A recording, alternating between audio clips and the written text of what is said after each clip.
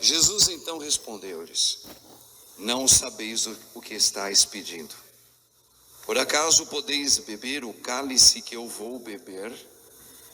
Eles responderam: podemos.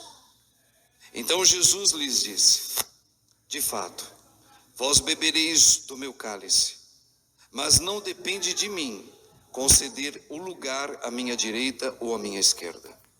Meu Pai é quem dará esses lugares àqueles para os quais ele os preparou. Quando os outros 10 discípulos ouviram isso, ficaram irritados contra os 2 irmãos. Jesus, porém, chamou-os e disse: vós sabeis que os chefes das nações têm poder sobre elas e os grandes a oprimem. Entre vós não deverá ser assim.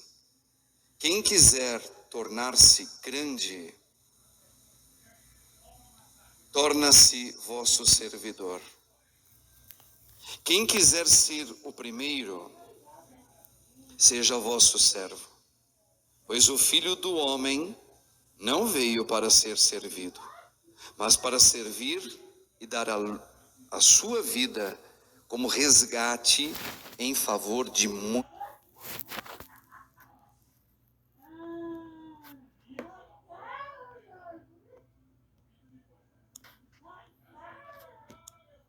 muitos. Palavra da salvação. Glória a vós, Senhor. Amém, Jesus. Louvado seja o nome de nosso Senhor Jesus Cristo. Para sempre seja louvado. Rogai por nós, Santa Mãe de Deus, para que sejamos dignos das promessas de Cristo. Amém. Irmãos e irmãs, é uma música bem antiga, mas eu curti bastante ela, porque ela foi uma música da época de grupo de oração, que marcou muito a minha vida, né? Na época eu estava ainda muito aprisionado às coisas do mundo, muito aprisionado mesmo às minhas vaidades como homem. E essa música foi uma época que eu estava me voltando para Deus, né? Aliás, Deus estava me atraindo e eu estava permitindo nessa atração que ele vinha a mim, eu estava permitindo ele falar comigo. E essa música, ela diz muita coisa, sabe? Ela diz o motivo no qual e para qual ele veio na minha vida e na vida de cada um de vocês. Então, não sei se o Denis achou a musiquinha. Vamos prestar atenção, mais do que a melodia, a letra dessa canção.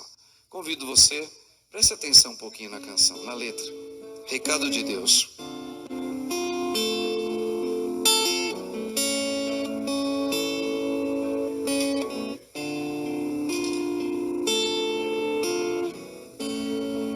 Vou falar de alguém que venceu a morte, que venceu o mundo. Olha a letra. E que está aqui. Este alguém tem nome. É um nome doce que eu amo tanto e já vou dizer: ele veio salvar, ele veio mudar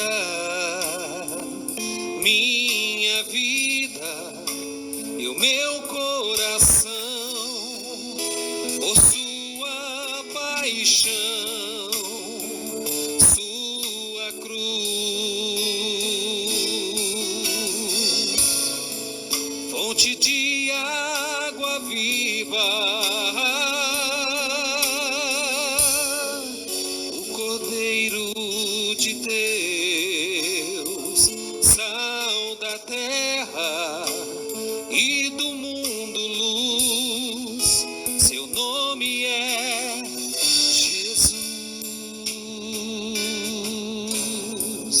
Ah, se tu soubesse,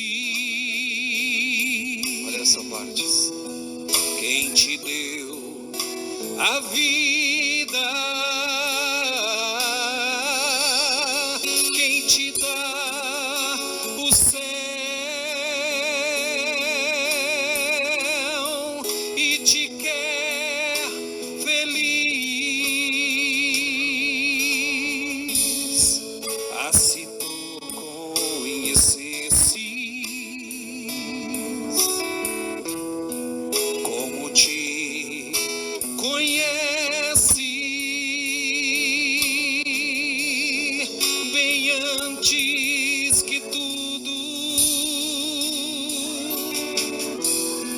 viesse existir, ele veio salvar, ele veio mudar minha vida e o meu coração por sua paixão, sua cruz, fonte de água viva, o Cordeiro de Deus, sal da terra e do mundo luz, seu nome é Jesus. Eu conheci Jesus.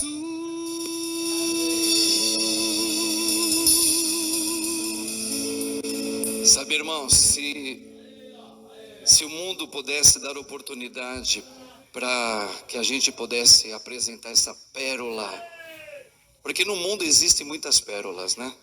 Tem muitas pérolas que muita gente segue, fala, eu encontrei o meu tesouro é aqui, o meu tesouro sou eu, o meu tesouro é meu filho, o meu tesouro é meu trabalho, o meu tesouro, a minha pérola, sei lá, é a minha casa, a minha pérola é a minha saúde.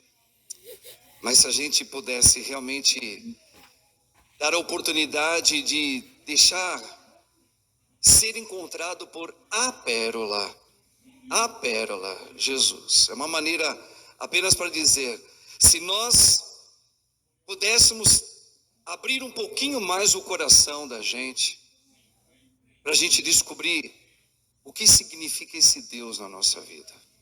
Eu dizia no domingo passado agora, esse domingo agora, primeiro dia da semana, que a pergunta que Cristo, aliás não é uma pergunta, é uma afirmação dele, eu te amo. E eu falei, o que é esse eu te amo de Cristo? Deus te ama. E eu falei, nós estávamos meditando o significado disso, que esse amor de Deus, para Deus, Ele que é o Criador de tudo, cada um dos seres humanos na face da terra, os que creem, os que não creem, cada um, Deus ama como se eu fosse único. Ou seja, é impossível na nossa natureza miúda pelo pecado, ficou miudinha por causa do pecado, então a gente não consegue compreender isso. Como que Deus, tendo tanta gente, Ele é capaz de me amar como se eu fosse único? É uma coisa que a gente não vai entender. Porque existem bilhões de pessoas no mundo, e como é que Deus vai me amar como? Mas é como se você fosse o único na terra.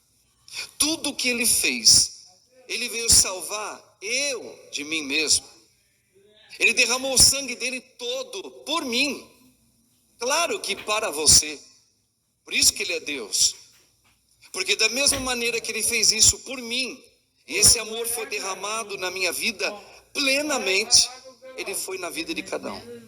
Mas precisaríamos dar uma oportunidade para conhecer este homem. Abrir o nosso coração exige da gente. Irmãos, nós sabemos, eu sei, eu moro aqui, eu vivo nessa terra aqui, por enquanto, há 52 anos de idade. 52 anos que eu vivo aqui, já vi coisas boas, já vi coisas lindas, já vi coisas tristes, já vi perdas, já experimentei muitas coisas. Eu sei o que é viver nesse mundo. Eu sei o que é viver.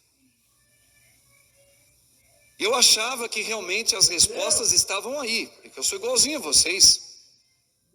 E é quando a gente descobre que a gente tem algumas virtudes na vida, eu ainda usei dessas virtudes para que pudesse ser para o meu prazer, minhas vaidades como pessoa, como homem.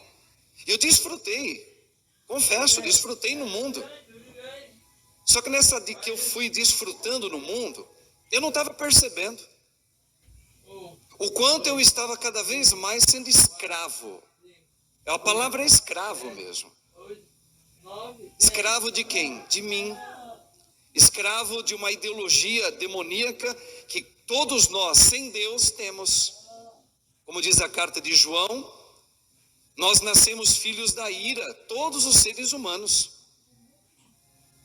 Nós só deixamos de ser filhos da ira quando no batismo, nós somos incorporados a Cristo no batismo.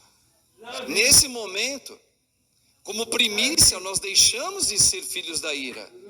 Só que apesar de termos o batismo, ou seja, incorporado a Ele, a Cristo, nós podemos ainda viver como filhos da ira. Nós não somos mais. Por exemplo, eu creio que todos que estão agora nos seguindo pelas redes sociais e todos os que estão aqui nessa igreja, todos são batizados. Eu pelo menos quero acreditar. Então nós deixamos de ser filhos da ira antologicamente pelo batismo. Não sou mais. Eu pertenço a Cristo, eu sou de Cristo, eu sou de Deus. E posso chamar Deus de Pai. A primeira pessoa da Trindade, eu e você. Só que eu, muitas vezes, procedo como filho da ira, como aquele que não tem Deus.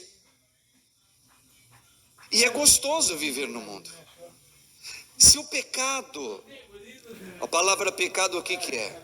Eu fazer do meu jeito, a princípio fosse ruim, ninguém pecaria. Ninguém viveria por si mesmo. Não, mas existe uma falsa ilusão que eu posso, que isso que me dá prazer é vantajoso, que isso que me dá alegria é a verdade.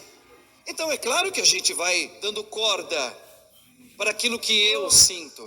A gente vai dando corda, né? Estou gostando.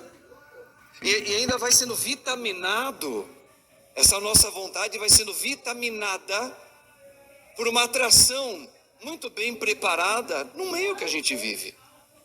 As ideologias, as ideias novas, o consumismo, o imediatismo, o trocar.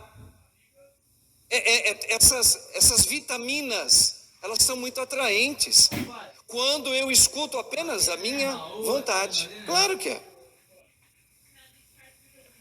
A questão de não permanecer por muito tempo no mesmo. A gente está vivendo a era hoje, você sabe muito bem, a proposta é essa. Que é uma das vitaminas do mundo contemporâneo. Não permaneça muito tempo envelhecendo-se na mesma coisa. Por isso aí o fim é a quebra das famílias. Por isso aí o fim de muita perseverança na religião, na mesma. Você sabe que hoje, na contemporaneidade que a gente vive, se vocês não sabem, é só prestar atenção.